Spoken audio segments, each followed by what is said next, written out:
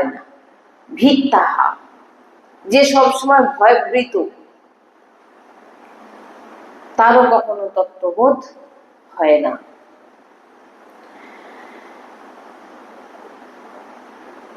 কাম ভোগের চিন্তা যে ব্যক্তি করে থাকে, তারও কখনো তত্ত্ববোধ হয় না। 10 নম্বর। এই 10টি যে আমরা আজকে আলোচনা করলাম, এই 10টি গুণ যার মধ্যে আছে, সে কখনোই কিন্তু ভগবত প্রাপ্তি করতে, ভগবত তত্ত্ববোধ করতে পারবে না। এগুলো খুবই গুরুত্বপূর্ণ বিষয়, আমাদের জীবনে কিন্তু ধারণ করতেই হবে। কিছু কিছু জিনিস যেগুলো খুবই আমাদের সচরাচর জীবনে আমাদের খুবই প্রয়োজন, যে গুরু কি করছে সেটা আমাদের দেখার বিষয় নয়, গুরু কি আদেশ করছেন সেটা আমাদের দেখার বিষয়, আমাদের পালন করার বিষয়, অনুকরণ করার বিষয়। যে আদ্যাগুরু শঙ্করাচার্যের যে কথাটা আমরা এখন আলোচনা করলাম,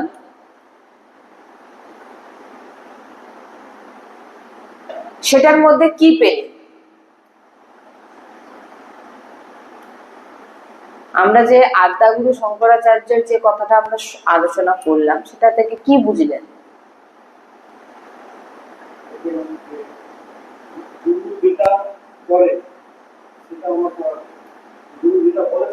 হ্যাঁ, কিভাবে কিরকম লীলা দেখুন। এই যে মহাপুরুষদের জন্য বলছেন না, যে কত মহাপুরুষ কত লীলা করে গেছেন, সিদ্ধ মহাপুরুষদের আমরা কখনোই দেখানো উচিত নয় এই মহাপুরুষ অমুক করে গেছেন, ওই মহাপুরুষ অমুক করে গেছেন। তিনাদের লীলা আমরা বুঝতে পারবো না। এই জন্য বলছেন যে বিদুরজি বলছেন যে তুমি মহাপুরুষদের গুরুর আজ্ঞা পালন করো, নাকি তুমি গুরুকে বিচার করবে। গুরু শাস্ত্র সম্মত তোমাকে বলছে তুমি এটা করো ওটা করো, তুমি দেখবে যে তোমাকে কোনো শাস্ত্র বিরুদ্ধ কথা বলছে নাকি। গুরু তত্ত্ববোধ হয়ে গেছে, গুরুদেবের ভগবত প্রাপ্তি হয়ে গেছে, গুরুদেবের সঙ্গে ভগবানের কোনো ভেদ নেই। এই যে মহাপুরুষের লীলা কি বলে, নদী থেকে মাছ ধরে খেয়ে নিলে, শিষ্য পারলো সেই মাছকে বার করে আবার জলে ছেড়ে দিতে। তাহলে আমরা তো দেখে কোনো বিচার করতে পারি কি যে ইনি কি এরকম করলো কি করে, ইনি তো মাছ ধরে খেয়ে নিল। শিষ্য বললো আমিও খেয়ে নিই, কিন্তু আর দুজন শিষ্য তারা জানে যে আমাদের একটা জিনিসই করতে হবে, যে আমাকে গুরু আজ্ঞা পালন করা। এরপরে কি করলেন, কাঁচ খেয়ে নিলেন, কাঁচ গলা কাঁচ, এবার তোমরা খাও, এটা খেলে তো মরে যাবো। বলে তাহলে মাছ খেলে গেল না, আপনি খেয়েছেন? বলে আমি এটাও তো খাচ্ছি, তাহলে এটাও খাও। সঙ্গে সঙ্গে তিনি সেই মাছকে বার করে নদীতে ছেড়ে দিন। বলুন কত বড় সামর্থ্য। ভগবত তত্ত্ববোধ মানে ভগবান আর তিনার মধ্যে কোনো ভেদ নেই। তিনাকে আমরা বিচার করতে পারি না উনাদের। এই জন্য বলছেন যে তিনারা কি করছে, তিনাদের ওটা লীলা, কি করছেন আমাদের দেখার দরকার নেই। তিনি কি বলছে সেটাকে আগে তুমি, নাহলে অনেকে তো কত রকম ভগবান শ্রীকৃষ্ণকেও বলে দিচ্ছে 16,000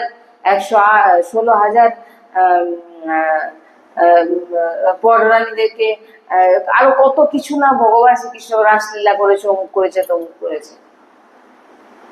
ভগবানকে ছেড়েছে? ভগবানকে ছেড়েছে? এত রানীকে পুষে রেখে দিয়েছে, অমুক করেছে, তুমি একটাকে সামলাতে পারছো না তো ভগবানকে তুমি কি, ভগবান তোমাকে কি ওটা বলেছে? ভগবান তোমাকে কি বলেছে? ভগবান তোমাকে যেটা বলছে তুমি সেটা করো। ভগবান কি করছে সেটা আমাদের দেখার বিষয় নয়। ভগবান কি বলছেন, কি আদেশ করছেন, শাস্ত্রে কি বলেছেন, মহাপুরুষগণ তিনাদের মাধ্যমে আমাদের কাছে ভগবানের বাণী পৌঁছে দিচ্ছেন। তিনাদের কথা মান, তিনাদের কি করছে সেটা তোমার দেখার বিষয় না। গুরুজি এটাই বলছেন যে সাধক, তুমি সিদ্ধ হওনি এখনো, তুমি সাধক। গুরু এক মহাপুরুষের কথা বলছেন, ওই যে কি ধুতরা ফল হয় না একটা, হ্যাঁ হ্যাঁ, ওটাকে কতগুলো বললেন তিনি, ঠিক আমার মানে প্রায় ধরুন 100টার মতো, তিনাকে থেতো করে তিনার রসকে তিনি পান করতেন বিকাল 4টের সময়। তো উড়িয়া বাবা তিনি বললেন এত বড় সিদ্ধ মহাপুরুষ এত কি করে হজম করে নিচ্ছে, মানে দর্শন 20 তো তিনি দর্শন করতে গেছেন। ঠিক 4টে বাজতেন তিনি পাত্রে নিয়ে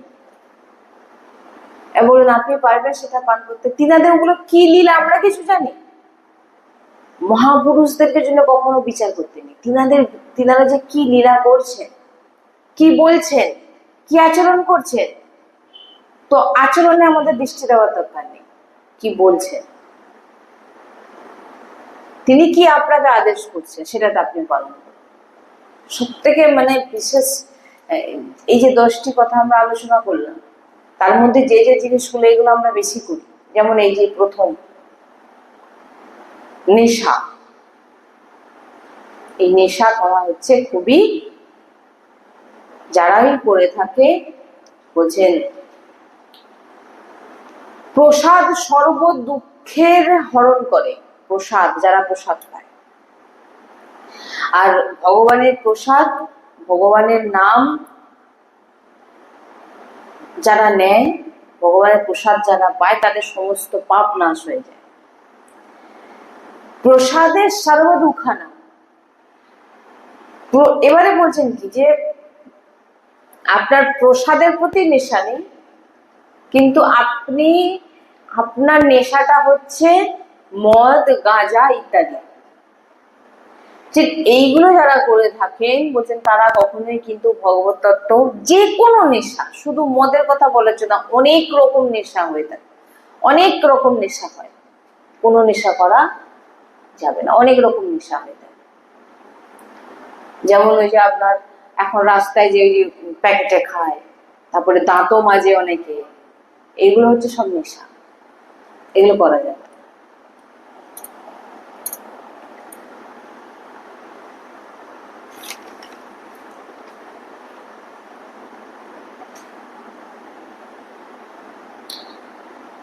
আর এই যে এদিক ওদিক খাওয়া, যার সঙ্গে দেখা হলো তার সঙ্গে বসে গল্প জুড়ে দিলাম, হাসলাম, বলছেন এগুলো কিন্তু সাধকের লক্ষণ নয়। বলছেন এই যে 10টি লক্ষণ আমরা যা আলোচনা করলাম, এই 10টি লক্ষণের যে একটুও যদি আপনার মধ্যে থাকে, আপনার ভগবত তত্ত্ব বোধ কখনো কিন্তু আপনার হবে না।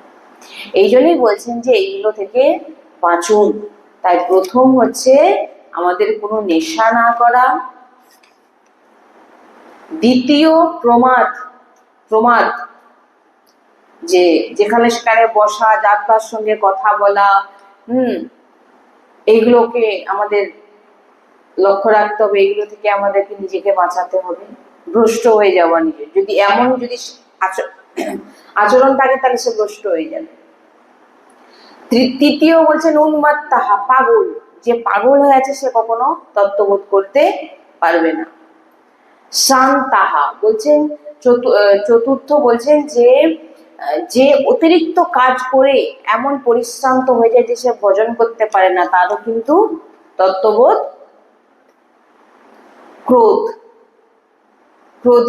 ক্রোধী পুরুষ কখনো তত্ত্ববোধ তার হয় না, বিদুরজি বলছেন। পঞ্চম। 6 নম্বর বলছেন যে ভুক্ষিতাহা, যে সারাক্ষণ খালি খাই খাই করে, এরকম ব্যক্তিও আছে, কিছু হোক না হোক তার পেটটা ভর্তি হওয়া চাই মোটামুটি। হ্যাঁ হ্যাঁ হ্যাঁ, রসইন্দ্রিয়, যে রসইন্দ্রিয়কে জন্য পাগল, সে কখনো ভগবত প্রাপ্তি করতে পারে না। আপনি মানে এটা খুবই গুরুত্ব, আহারে খুব গুরুত্ব। আমি সেদিনকে ওই স্পেশাল চর্চা করেছিলাম যে নিজের আহারকে কন্ট্রোল করতে পারবে না, এটা খাই ওটা খাই, সেটা খাই ওটা খাই, সব সময় খাওয়ার জন্য ব্যস্ত। 7 নম্বর, যে কোনো কাজ কোনো নির্ণয় না নিয়ে খুব তাড়াতাড়ি এই কাজটা আমি করে নেবো, ওটা করে নেবো, এটা যাকে যেটা মনে হলো যাকে তাকে যা ইচ্ছা বলে দিল, বলে সেও কখনো তার কোনো নির্ণয় ঠিক নেই। একটা কোনো নির্ণয় নিতে গেলে একটু সময় নিতে হয়, চিন্তা করতে হয়। কোনো কিছু নেই, আমি এটা করে নেবো, আমি এটা বলে দেবো। বিদুরজি বলছেন 8 নম্বর, বলছেন অন্যের বস্তুকে গ্রহণ না করা, লুব্ধাস্য। খুব দরকার, আপনাকে কেউ দান করছে, খুব দরকার, সেখান থেকে আপনার যতটা দরকার আপনি নিলেন, এর থেকে বেশি নয়। হ্যাঁ, ভয়ভীত। 9 নম্বর, ভয়ভীত। যারা সবসময় ভয়ে ভয়ে থাকে তাদেরও কখনো তত্ত্ববোধ হয় না। আর যারা কামভোগী, কামের প্রতি আকৃষ্ট, তাদেরও কিন্তু 10 নম্বর, ভগবত তত্ত্ববোধ হয় না। এই 10টি যে আমরা আলোচনা করলাম, এর মধ্যে একটিও যদি আপনার মধ্যে থাকে, বেশিরভাগ তো আহারটা থাকে, দ্বিতীয় অন্য লোকের জিনিসের প্রতি লোভ, এটা তো থেকেই থাকে, আহার তো বিশেষ করে, আর মহাপুরুষদের সাধকদের আঙ্গুল তুলে দেখানো, এটা করছে দেখো, সে ওটা করছে দেখো, বিচার করা, গুরুকেও বিচার করে ফেলছে, এগুলো একটু বেশি দেখা যায়। কাম আর গম্ভীর ভাব নেই, সাধকদের মধ্যে গম্ভীর ভাব থাকা দরকার। কোন সাধকদেরকে তো মানে যে মহাপুরুষদের আপনি দেখতেই পাবেন না, তারা এমন জায়গায় থাকে, লুকিয়ে থাকে, তিনারা কারোর সামনেও আসতে চায় না, কারোর সঙ্গে কথা বলতেও চায় না। কি এগুলো বোঝার বিষয়, এগুলো আমাদের জানতে হবে ধীরে ধীরে। আপনি যত ভজনে আপনি ভজন করবেন, তখন আপনি ধীরে ধীরে যত দিন যাবে সাধু সন্তের সঙ্গ করবেন, আপনি বুঝতে পারবেন যে এর সঙ্গে বেকার কথা বলে আমার কোনো লাভ নেই, আমার সময় নষ্ট, তার থেকে আমি একা বসে থাকবো, ঠিক আছে। কিন্তু এটা নয় যে আমি এটা বেশিরভাগ দেখা যায়, এই জিনিসটা বেশিরভাগ দেখা যায় যে কারোর সঙ্গে অতিরিক্ত, যাকে পেলাম তার সঙ্গে বসে বললাম, যে এটা খুব, এই লক্ষণটা আমাদের প্রায়ের ভিতরে দেখবেন দেখা যায়। আর দ্বিতীয় হচ্ছে ক্রোধ। ক্রোধ, কথা বললেই ক্রোধ তার ভিতরে, সেও কখনো হবে না। এই কিছু কিছু জিনিস বেশি দেখা যায় প্রত্যেকের মধ্যে। হ্যাঁ, তো এইগুলো থেকে আমাদের নিজেকে, যে যা যা বললাম, এইগুলোকে এগুলো থেকে আমাদের বাঁচতে হবে, এগুলো থেকে নিজেদেরকে সরিয়ে নিতে হবে, চেষ্টা করতে হবে যে এগুলো থেকে আমরা যেন বাঁচি। যদি এগুলো আমাদের জীবনে থাকে, তাহলে কিন্তু আমরা কখনো ভগবত তত্ত্ববোধ আমরা করতে পারবো। আর বারবার আমি ওই যে জিনিসটা সবসময় প্রায় বলে থাকি, যে সঙ্গ পরিবর্তন, সঙ্গ চেঞ্জ করুন। আপনি যার সঙ্গে মিশছেন, সে সঙ্গটা কি ঠিক সাধু সঙ্গ না হলে, ভক্ত সঙ্গ না হলে, তাদের সঙ্গে একাই ভালোই, আপনি একাই বসে থাকুন, আপনাকে ভজন করতে বলছেন, আপনি একা বসে আছেন, ঠিকই আছে, আমি একা ঠিকই আছে, কিন্তু আমি এমন সঙ্গ করব না যে সঙ্গটা আমাকে অন্য কারোর নিন্দা করিয়ে দেবে, অন্য কারোর চর্চা করিয়ে দেবে, হ্যাঁ হ্যাঁ, ক্রোধিতও করে দিতে পারে, আপনার ভিতরে অনেক কিছু পাল্টে দিতে পারে এই সঙ্গ। তাই সঙ্গ থেকে নিজেকে বাঁচাতে হবে, সঙ্গটা বাঁচুন, সঙ্গ থেকে বাঁচুন। আহার কম করুন, আহারের প্রতি কন্ট্রোল করুন, যেখানে সেখানে একদম খাওয়া নিষেধ। এই তো এখন শুনলেন, যারা এদিক ওদিক যেখানে গেল, এখানে গেলাম বলে ওখানে গিয়ে খেয়ে নিলাম, আর এখানে আমাকে প্রসাদে ডেকেছে, নিমন্ত্রণ করেছে, কে করেছে না করেছে কি হয়েছে ভগবান সবার গ্রহণ করবে, ভক্তের জন্য বাধা আছে। হ্যাঁ, চলে গেলাম, যেখানে ডাকলো সেখানে চলে গেলাম, যেখানে মনে হলো এখানে কিনে এটা খেয়ে নিলাম। বলছেন আপনারা সাধারণত কোনো ভক্তকে দেখবেন না, ভক্ত মন্ডলী ছাড়া রাস্তাঘাটে দাঁড়িয়ে এটা সেটা কিনে খাচ্ছে। ভক্ত মন্ডলীর মধ্যে হয়তো একসঙ্গে অনেক ভক্তরা আছে, দাঁড়িয়ে আছে, সেখানে প্রসাদ পাচ্ছেন, বসে প্রসাদ পাচ্ছে, সেটা আলাদা কথা। কিন্তু এই রাস্তায় দাঁড়িয়ে পড়ে এই যেখানে সেখানে এটা সেটা খেয়ে নিলাম, সাধারণত আপনি এমন দেখতে পাবেন। গেছে একটু বাইরে গেলাম, দোকান থেকে কিছু কিনে নিলাম, দিয়ে রাস্তা রাঁধুনি। কোনো ভক্ত সাধারণত এগুলো করবে না। কারণ ভক্ত প্রথম তো যদি কিছু সে কেনে, প্রথম সে নিবেদন করবে আগে ভগবানকে বা ইষ্টকে, তারপর সে পাবে। না ভগবানকে অর্পিত করলো, না কোনো কিছু করলো, রাস্তাঘাটে যেখানে পেলো 5 জন দেখে দেখে যাচ্ছে, খেয়ে যাচ্ছে, এগুলো লক্ষণ নয়। না খাবো সেটা ঠিক আছে, না খাবো সেটা ঠিক আছে, কিন্তু এই নয় যে দেহ একদিন না খেলে আপনার শরীর কিছু হবে না, 2 দিন না খেলে কিছু হবে না। সাধু সন্ত একবেলা করে প্রসাদ পেয়েও তিনারা সুস্থ আছে। তাই জন্যে নিজের এই যে এই জিনিসগুলো যেগুলো মানে বেশিরভাগ আমাদের সঙ্গে হয়ে থাকে, সেগুলো থেকে বাঁচতে হবে। আমি এখন মনে করি যে মানে আমার যেটা ভাবনা, আমি যেটা ভাবি যে বাইরের কোনো ব্যক্তির সঙ্গে কথা বলারই দরকার নেই। যদি ভাগবতিক হয় তখন কথা বলবো, আর যদি ভাগবতিক না হয় কোনো কথা বলারই দরকার নেই তার সঙ্গে। কি বললাম?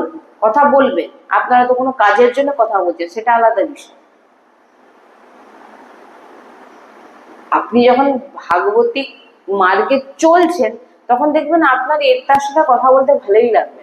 ভালো লাগবে কি, আপনি ভাগবতিক মার্গে চলছেন কিন্তু সে ভাগবতিক মার্গের পথিক নয়, আপনারও তাকে পছন্দ হবে না, তার কথার সঙ্গে আপনার মিল খাবে না, আর আপনারও তার কথা শুনতে ভালো লাগবে না, তার কথার সঙ্গে আপনারও কোনো মিল নেই। সে আপনার কথা পছন্দ করে শুধু কৃষ্ণ কৃষ্ণ করে, আর আপনি বলবেন সে এখানে আমার কাছে এসে শুধু সংসারিক কথা শোনাচ্ছে। সাধারণত যারা ভাগবতিক তাদের সঙ্গে কথা বলতেও লোক ভয় পাবে। কেন ভয় পাবে? তারা কি থাকে? গম্ভীর থাকে। তাদের সঙ্গে একটা কথা বলতে গেলে তিনাদের সঙ্গে আপনার মনের ভিতর ভয় লাগবে, কি চিন্তা করছে, কি ভিতরে কি করছে জানি না, কথা বলতে বললে আবার কি অপরাধ রেখে আপনার ভিতর থেকেই জাগবে, মানে ভাবনা আসবে।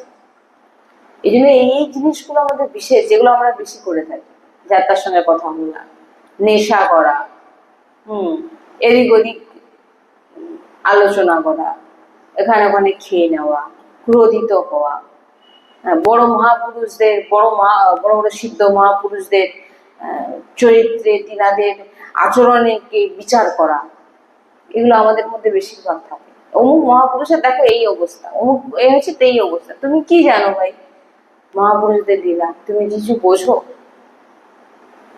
এই তো যে চর্চা আমরা, আমি তো এখান থেকে যেটা বলতে কি গুরুজির বাণী বলি, গুরুজির মুখে যখন এমন মহাপুরুষদের চর্চা শুনি, যে তখন ভাবি যে এমনও মহাপুরুষ হয়ে থাকে। হ্যাঁ, তো এই জিনিসগুলো আমাদের পালন করা উচিত। আর এইগুলো যদি আমরা নিজের জীবনে ধারণ করি, আমরা কেন পারবো না যে মহাপুরুষদের মতো তত্ত্ববোধ আমরা কেন করতে পারবো না? আমরাও পারবো করতে। এগুলো আপনার জীবন থেকে লক্ষ্য রাখতে হবে যে এইগুলো যেন আমাদের জীবনে একটুও না থাকে। শ্রী রাধা বল্লভ লাল কি জয়। শ্রী রাধে রাধে রাধে রাধে রাধে রাধে। सदगुरुदेव भगवान की जय। सदगुरुदेव भगवान की जय। सदगुरुदेव भगवान की जय। जय श्री